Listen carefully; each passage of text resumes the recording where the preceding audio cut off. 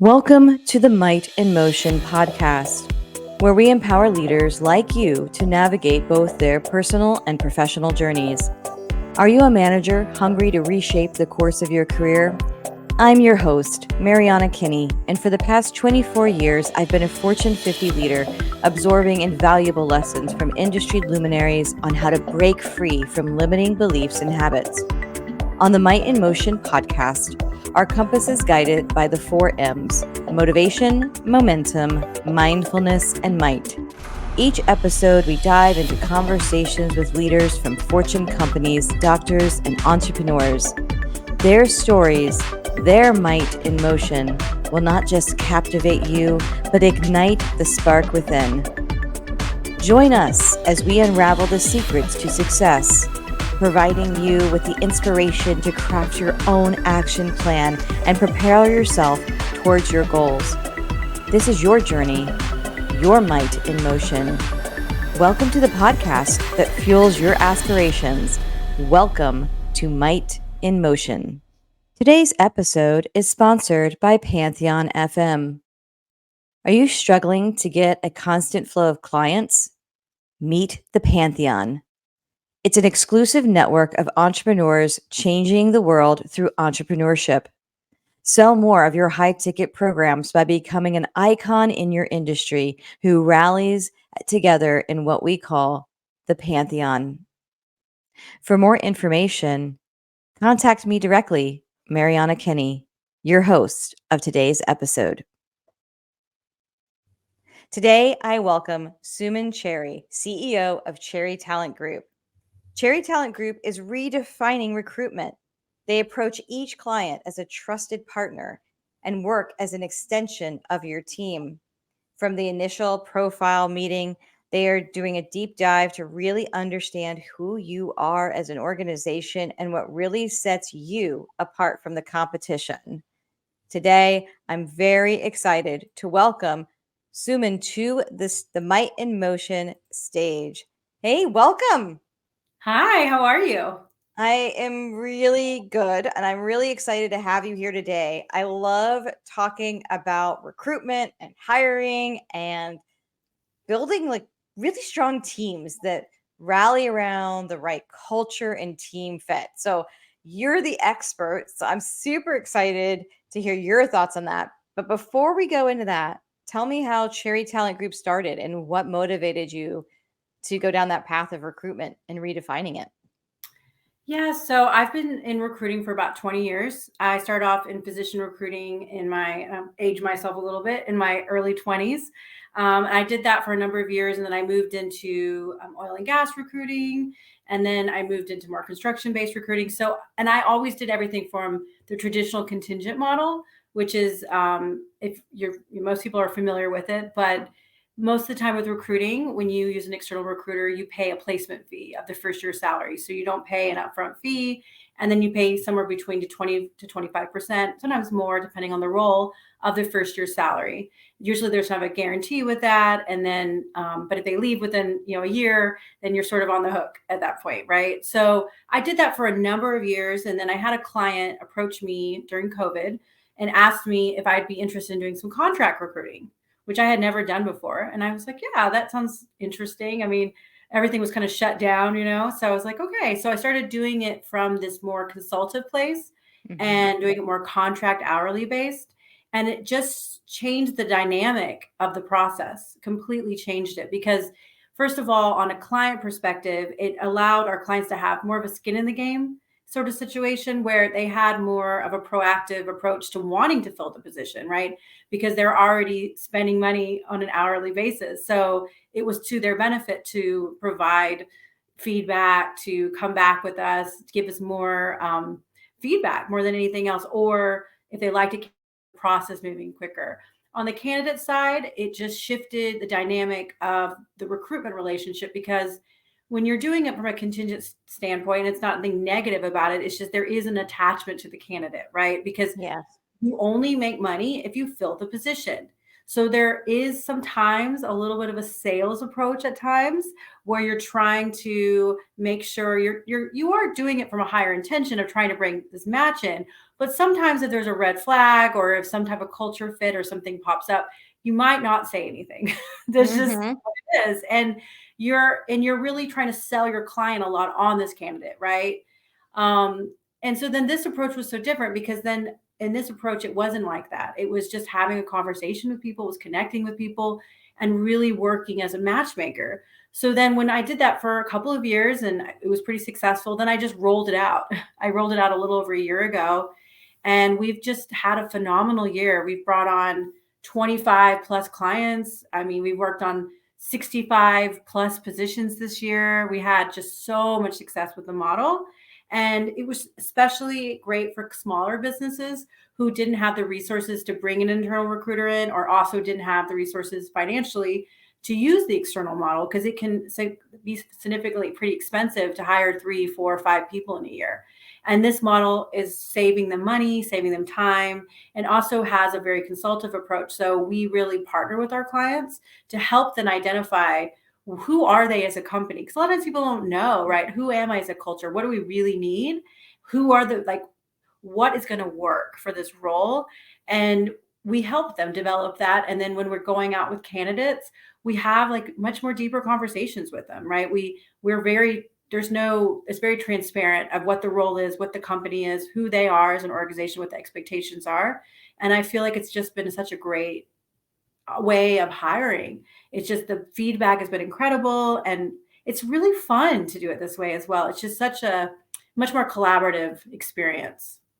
It's really exciting because I've been in corporate 24 years, right? And so sometimes you think somebody's just the right fit, and then they get there and like it never clicks, and then the team morale goes down and you don't get the same enthusiasm that you really want. And so you mentioned that there's that matchmaker feel, and you're able to help convey a message to who you're recruiting on what the company culture is, what the team culture is. How do you go about helping a company really understand what their core culture is? Because they might think they know, but what they put on the wall doesn't match the actions that they take. Right. I mean, I think you have to be able to have really transparent conversations. I mean, Mm-hmm. and honestly, a lot of times you don't know until you start doing the recruiting and you start having conversations, and then you see how interviewing is going and what is going on for that process and how did the onboarding process look like. And there's just a lot of opportunity to have those conversations with leaders and say, okay, well, I next time, how can we improve the process? Like, how can you really define who your core values are? Because that is very true. Sticking it on a sign is one thing, living by your core values is another. And that doesn't just spread for work. It's also you're in your everyday life, right? You have these standards, you have these values, and you live them. So I've been really fortunate. The companies that we work with, I do a pretty extensive screening with them initially, because I don't want to place people at companies that aren't going to treat their people well. And I don't want to put them in organizations that the leadership is very fear-based. It's just something for myself that's a value for me. So on the, and it hasn't been 100%, but most of the time that is what it is. And I think from a cultural standpoint, what you're really trying to understand, like if you are someone who is a smaller business and you have to wear a lot of different hats, the people that come in have to understand what that looks like, right? It's not the same thing as working at a company with 600,000 people than going to a company that has 30 people or 50 people or 100 people. It's a very different, like what your responsibilities are. So a lot of that is those conversations with people, really letting them understand what they're walking into, so to speak. Like just really honest conversations. Like, are you someone who is comfortable taking calls on the weekends sometimes because projects pop up? No, I'm not. Okay, then this is probably not a good match for you.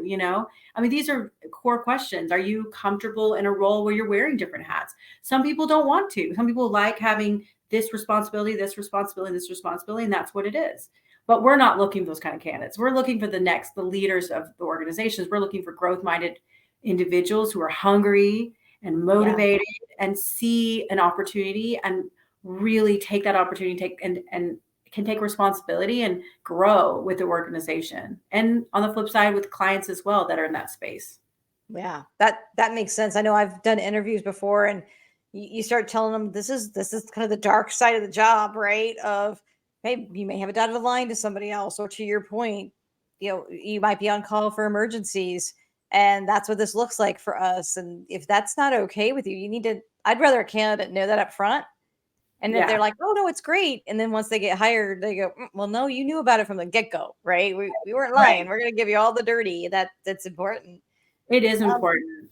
so, like, as you're talking to candidates, what are maybe some tips or tricks you can give people that are listening and they're like, "Hey, I'm looking for my next opportunity." And that could Right. be within a current company, or they're coming to you because they want to be in your talent pool, right? What are some things that a candidate can do to really allow them to rise to the top and be seen as being that high potential for those roles? Well, the first number one thing is your resume is your calling card. Mm, Like it needs to be done well. Like you need to spend time on it. It needs to be updated with all the positions you've worked. It needs to be a story, right? It needs to make sense to recruiters or potential employers as they're looking through it. They say, okay, this person did this. This is what their duties were. This person did this. And then they can go through it. It also needs to emphasize the things that you did for the organization that were accomplishments for you, that you're like, that your big brags, if you are a salesperson, you need to have some projects you worked on and what type of volumes those were. If you're a project, I mean, it doesn't matter. Whatever role it is, there needs to be what did you contribute to the company? Because what a company ultimately is looking for whenever they're looking for a candidate is they have pain at their organization, whether that be growth or someone left or it's whatever the reason is, or the owner is just like, I'm done doing everything. I need some help. They're just spread too thin. So you need to be able to present yourself as that solution to the pain. So if you have keywords in there, it's written well. I'm talking about the font. It needs to all be the same. mhm. Needs to be no typos, nothing. This is your professional calling card. And when recruiters are looking at resumes, they spend anywhere between 15 to 30 seconds scanning a resume. They scan Yeah, hundreds and hundreds truth. of resumes. Absolutely. Truth. It's So, and that's just what it is, mhm. you know? So, yeah, so your resume needs to be just very, very well done. It needs to look like you really took the time. And I don't care what type of role you have. It doesn't even matter what it is. It needs to be well done. And the other piece is when you're talking to potential employers or recruiters, you need to know your backstory. You need to know what your big wins are. You need to understand what you did when they're asking you specific questions. Like if you're a project manager, you need to know what kind of project you worked on. You need to be able to explain that to people and not one of the things I think that challenges that candidates get really challenged by is all the questions. They will push back a little bit and almost get a little triggered in a way. But it's about transparency. And the candidates I've found that have been the most successful in finding the right opportunities for them are the ones who are very transparent. They don't pretend to do something, they don't pretend that they know how to do everything. They emphasize their strengths and they're honest about the things that they want to improve on or they've challenged in the past. We are human beings. So we don't need to be superheroes here. We need to be honest and real because at the end of the day, it's like dating. I mean, you could pretend to be one way, but and eventually it comes through. And that's the same case with candidates. Transparency, honesty, and don't settle. Don't settle just because a company offers you a certain salary and it's like, well, I have to take the salary. No, like don't settle for what's beneath what you want to receive, worth-wise. You need to set your standards to what you believe that you really need to receive, and you need to be very adamant about that as well. You can negotiate those things with companies, especially you work with recruiters. So, and be confident. Another piece, like there's so many things, but practice those interviews. I mean, I tell my candidates, I want you the day before, I want you to practice. I want you to write down some things about yourself that you're proud of and what you've done. And I want you to practice interviewing. I want you to pick out your outfit the night before. I don't want you to do it the day of. I don't want you to feel stressed out at all. I want you to give yourself a lot of time. I mean, these are all preparation pieces, right? To ensure that you show up from the place that you want to show up from. So that would be my The suggestion. things that the things you're saying really resonate. They're this very similar advice I've given to people that I have mentored, right? Of even just the having your backstory. I always say review your resume and think of maybe one or two things for each of those positions that were your big wins. So that Yeah. when you get asked the question of tell me about a time when Yeah. you had to, navigate a difficult situation, you already have a few things lined up. Right. I distinctly remember interviewing a young man who was coming straight out of college, and he didn't really have a lot of work experience, but he was an Uber driver. And through the conversation, we found out he had been an Uber driver, and I was like, "Well, why isn't that on your resume?" He's like, "Why would I put Uber driver on there?" I'm like, "You're interviewing for a transportation team, right? You have an opportunity to talk about how you optimized your route, how you made sure you had an on-time pickup, an on-time delivery.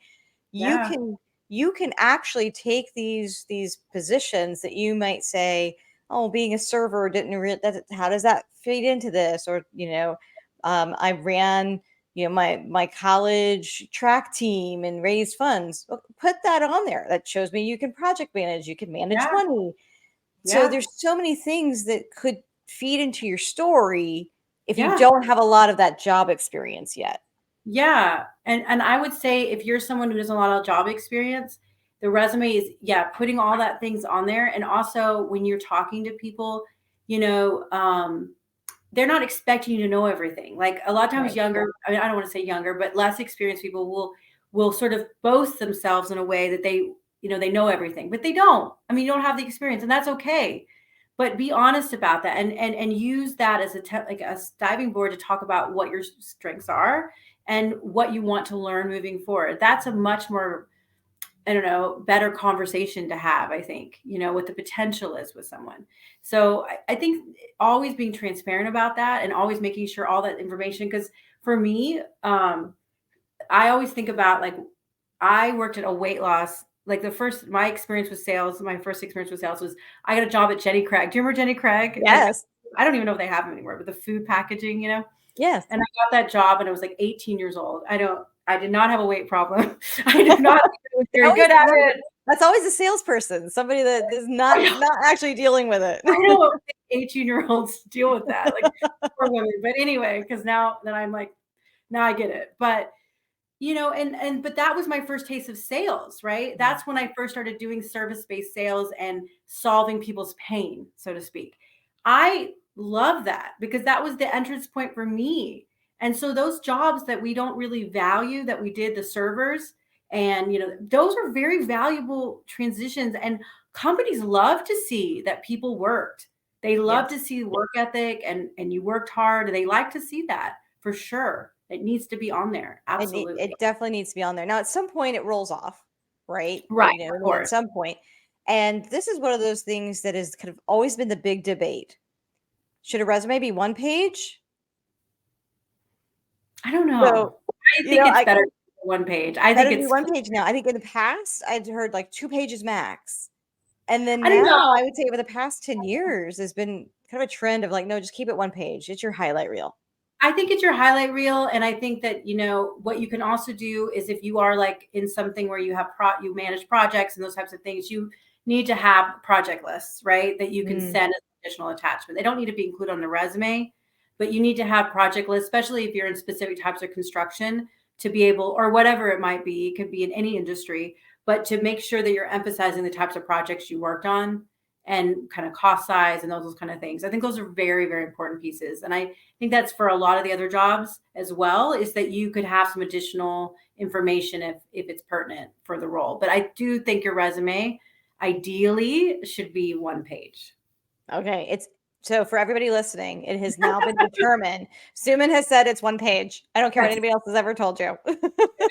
Well, I don't think recruiters have a very good attention span. I think we all have a little bit of like type of Well, neither thing. And do a hiring manager. So I'm coming to it from the recruiter's already gone through a whole bunch of lists. They're sending me maybe a dozen resumes, even at that smaller stack. it's nice to Yeah. have one because it's all the information is right there. It's easy to Hmm. go back and forth because the thing is when you have two or more, some of the information can get lost in Yes. there, you know? Yep. So I would say Totally agree. I love it. I love it. Um, what's driven you to want to help others? I don't know. For me, it's just something that I have within me, I just want to create a better system. I just think that there's a lot of systems in our world that I don't want to say they're broken, but they're old. They're just historical. They don't align to maybe where we are now, So I feel like hiring is one of them. I think the system has been the same way for so long. Your options have been bring it all in house, maybe have a retain model with someone, or do external recruiter. There just hasn't been this bridge into it. And for me, it's like I just feel so much excitement when I help my clients like find the right people and or the candidates, because really so many candidates work in very toxic environments with fear-driven situations. They're in situations where they're wanting to support their families, and they need to make more money, or they're in situations where they're having to I have this all the time where they're traveling all the time. They don't have time to even go to their kids' soccer games, and they want something more local. And so when you can create that, it's an intangible value for them, right? So I don't know. I really do love helping people. It's something I just have always enjoyed. It's just who I kind of am, That is awesome. So if you could go in a time machine and you could go back 5 years and talk to Suman from 5 years ago, what would you tell her? I would just tell her to trust the process more, not just get stuck in her head. You know what I mean? I do. And I not know worry. exactly what you mean. Just not worry so much. That everything's going to be okay. You don't have to be perfect. You don't have to be the perfect mom. You don't have to be the perfect this. You don't have to. There is no perfect, right? And that you're human and you're going to make your mistakes, but that's part of the process. Like you have to fall down so you can learn and grow. And I don't know. I see everything now, 5 years from like 5 years ago, is an opportunity. So everything to me is an opportunity. Everything is an opportunity to learn, to grow, to have wisdom on, to take an action on, to have a conversation about, whatever that might look like.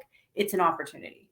So that's probably what I would tell her. And that she's going to be just unbelievably wildly successful and get everything she wants in 5 years, and things are going to be better, because like it's challenging at times as we navigate through life, and family and work and all the other things that come into it. And so giving that, 5 year ago Suman that reassurance that just trust the process. It's just, I had no idea 5 years ago I'd be here, Right. but I just trusted the process. I mean, a lot of it had to do with, I did a lot of inner work as well of myself, right? I know we've talked about this, but I believe everything comes from within and is projected out, So I've done a lot of work with my mindset and emotions and all the things. And, I've worked with a lot of different coaches and mentors. I'm a huge fan of all of it, space holders in all areas of my life. And so I think that's really been the shift for me more than anything else. Yeah. I mean, we talk about that a lot on this podcast, is that your mindset and how you're approaching things has a fundamental impact on the trajectory of your life. Yeah. And when you can clear out the garbage, right, as best you can, because sometimes it still comes up. Yeah, of course. Nobody's perfect, right? No. But you start learning the tools, you start applying the tools, then it's amazing what you can accomplish. The same thing 5 years ago, I never expected I'd be hosting a podcast. Right. Exactly. And the mindset piece is so important because our mind is designed to keep us safe. Yes. So people will say, well, but no, but you're the same because your mind is telling you that's unsafe to do something new, to do something that's challenging, to take that action or whatever it might be. But that is the only way through, right? It is the only way. And the mind will do that until you create new habits and you create new behaviors and you actually show yourself that you can do it. Yeah. That's just what it is. I love it. I love it so much. This has been fantastic. Now, you work directly with companies. So if a company is looking to hire, they could reach out to you. Do you also work directly with candidates, meaning like should candidates reach out to you, or is absolutely? I mean, they can definitely reach out to me. I get new types of positions. I work a lot right now in construction. So if you are a project manager, superintendent, project executive, anything construction related, I definitely can most likely work with you if I have a position open. On the client side, yes, we work nationwide. We have clients all over the country. As far as size of company, I would say, the model works for now. And because I just haven't worked with a huge company, but I would say with a company that has, less than 10 up to probably 500. would be around our range. That seems to be a good, it works really well in that. But I'm not saying it wouldn't work with a huge company. I want it to, So, but for right now, this is where we're focusing on right now. That's awesome. Well, I'm going to put up here, if I can get my mouse to work here. So one of the best ways to reach Suman is via LinkedIn. It's Suman Cherry. And so reach out, right? You will reply. You're not a bot, right? You're a real person. Yeah, I'm a real person. So, and reach out to both of us. This has been, a great conversation. I know I've learned a lot. I've had some things validated, which I always appreciate. But some of the big things I wrote down is that the way that you're approaching recruitment is that matchmaker aspect. You taking that 20 years of experience and really leveraging that so you can create relationships with your clients, where now there's this feel of being able to connect the right candidates to the right company because there's a true understanding of the culture. And then there's also a more of a buy-in from your client to want to actively participate and fill positions because of the way you've set up that relationship. You talked about how ensuring culture fit is really important for not only your client's success, but the person who's being recruited as well. And you leverage conversations to really understand culture and that that they're living what they say their culture is.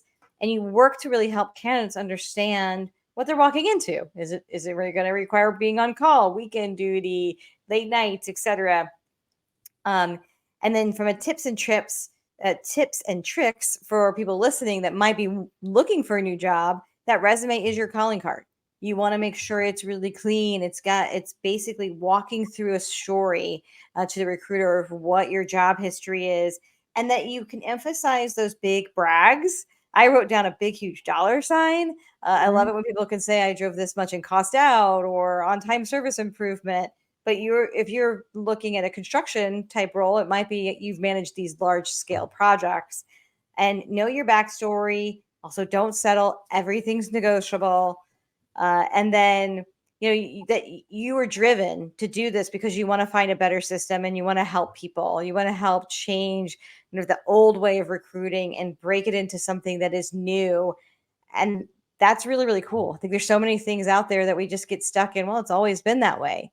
No, Suman's going to come to the table and you're like, no, we can break it up. We can make it bigger and better. And I just love that mentality. So thank you so much for joining us on Might in Motion. This was a really fun conversation. And I've really enjoyed getting to know you and your thoughts about how to approach recruiting in a different way. Well, thank you so much. This was wonderful. I really appreciate it. Thank you for joining us on another insightful episode of Might in Motion. Your time and commitment to personal and professional growth is truly appreciated. As you continue your journey, remember the power lies within you. Apply the wisdom shared by our incredible guests. Harness the 4 M's: motivation, momentum, mindfulness, and might, and make your path towards success uniquely yours.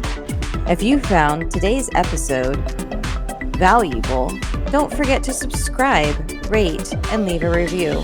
Your feedback fuels our mission to empower leaders like you. Stay inspired, stay motivated, and always keep your might in motion. Until next time, this is Mariana Kinney signing off, wishing you boundless success on your journey ahead.